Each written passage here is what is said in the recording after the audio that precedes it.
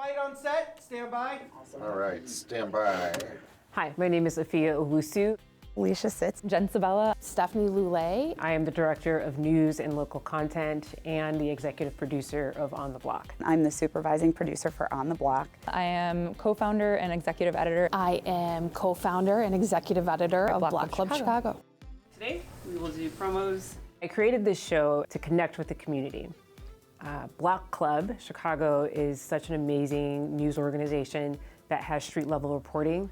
And I thought this would be a great opportunity for us to partner and help amplify those stories. The main goal and focus of Block Club is covering the neighborhoods accurately from the ground up. So we are in the neighborhoods every day, building sources, talking to neighbors, and really trying to pay attention to what the neighbors are talking about.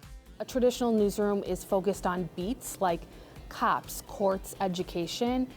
We kind of flipped that beat structure on its head, and instead our reporters are embedded in the neighborhoods that they cover, and they live and work there and really get to develop deep relationships with the neighbors that they're covering.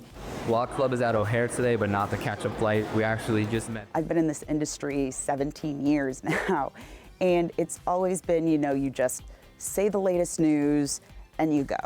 You don't really have time to talk to people. You don't have time to actually hear people. It's always just short little sound bites. But with us, we allow the conversation to continue.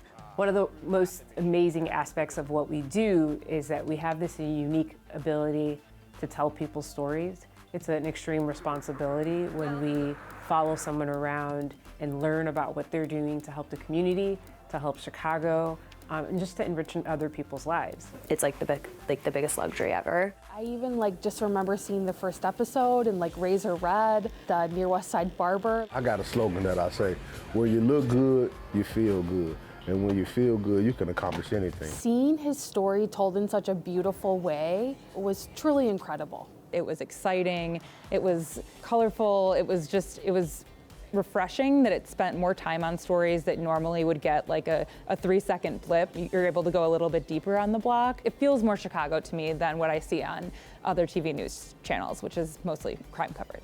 We don't have people come and visit us for just 3 minutes. We will create a panel. We will bring the best voices from the community. The people, our viewers, can see what's actually happening out there and allow them to have these kinds of conversations without stopping them.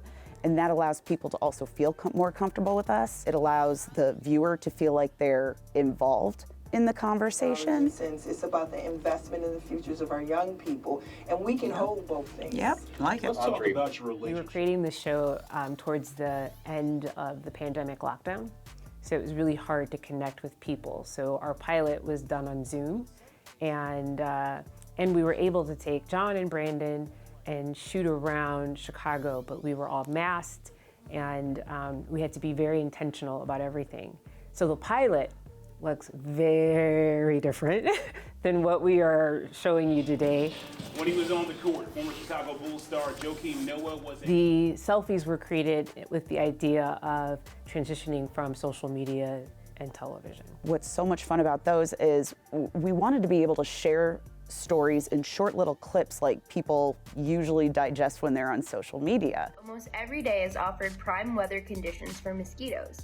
As that's the most prevalent thing today when it comes to viewership, getting news, getting stories. Bally's is putting the final touches on its temporary casino And site. it also felt like I'm getting to know this person a little more. They're not super polished. They're out in the neighborhood, the wind's blowing in their hair. They're working and they're out there doing the job. And I think that makes you feel as a viewer more connected to the person who's giving you this information and makes you trust them a little bit more. But there's been a lot of evolution in the news over the last few years as to how it covers crime, how it covers communities. And I think TV news has been the slowest to adapt, frankly. But this show showed that that's possible. It's possible to go deeper. It's possible to tell real stories. And it's possible to, spend a few more minutes on something to help the viewer understand it, help the viewer feel connected to it, and to really explain something. I'll tell you all about Lower Wacker Drive, where a leisurely Uber trip ends up looking like this. We were able to create what didn't exist. So we created a template. And that template now, I see in other spaces.